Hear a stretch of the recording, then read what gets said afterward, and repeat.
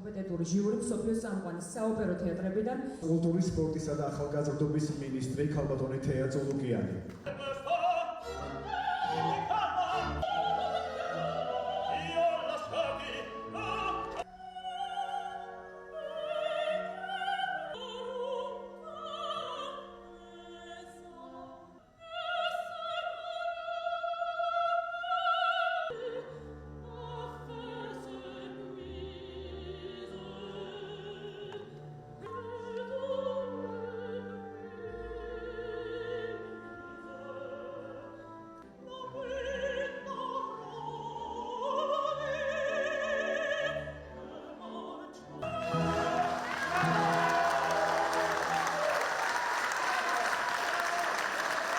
ძალიან დიდი მადლობა თქვენი მობრძანებისთვის, რომ დაგვაფასეთ.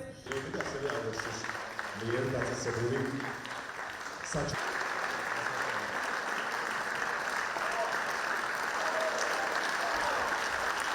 და პირველი ადგილის მფლობელი ელვინა ამასანი.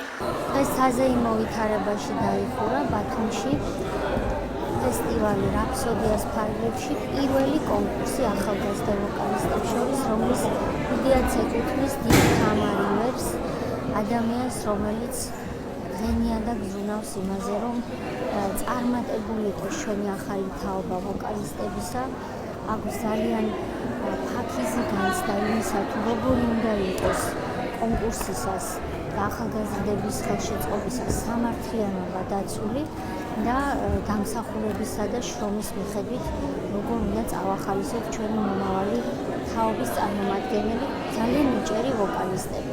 ქალბატონმა თამარ ივერმა ჩვენთან და აჭარის კულტურის სამინისტროსთან ერთად ბათუმის მერის ხელშეწყობით შეძლო ის, რომ ბათუმში ჩამოიყვანა 82 ახალგაზრდა ვოკალისტი მთელი მსოფლიოდან.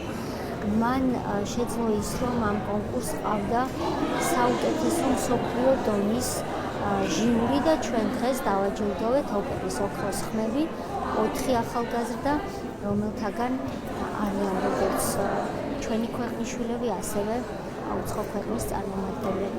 ჩვენ მიმსჯელებთ ამ დიდი წარმატებიდან გამომდინარე აჭარის ხელისუფლებასთან ერთად იმისათვის, რომ განსაზღვროთ ეს პირველი წარმატებული შემთხვევა უნდა განმეორდეს ყოველ წელს თუ 2 წელიწადში ერთხელ, ვინაიდან ერთხმად ვაღიარებთ, რომ ეს პროექტი წარმატებით შედგა. გილოცავთ ყველას.